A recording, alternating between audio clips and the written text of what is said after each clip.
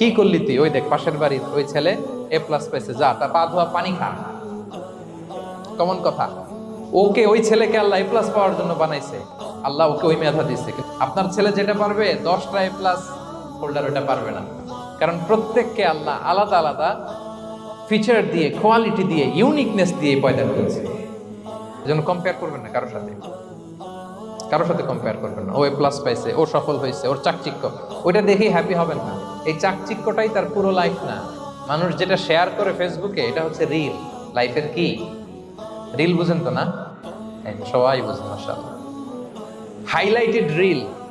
আপনি কি মনে করছেন এই যে রিলের মধ্যে যতটুকু দেখছেন এটা পুরোটাই ওর লাইফ? আরে ভাই, ওরও অনেক কষ্ট আছে, ওরও অনেক ব্যর্থতা আছে, ফেইলিওর আছে, ওইটা ও ঢেকে রাখে, ওটা তো প্রকাশ করে না। দেখবেন আমরা ফেসবুকে ছবি শেয়ার দিলে কি করি? সবচেয়ে ভালো ছবিটা খুঁজি, হ্যাঁ, হাসি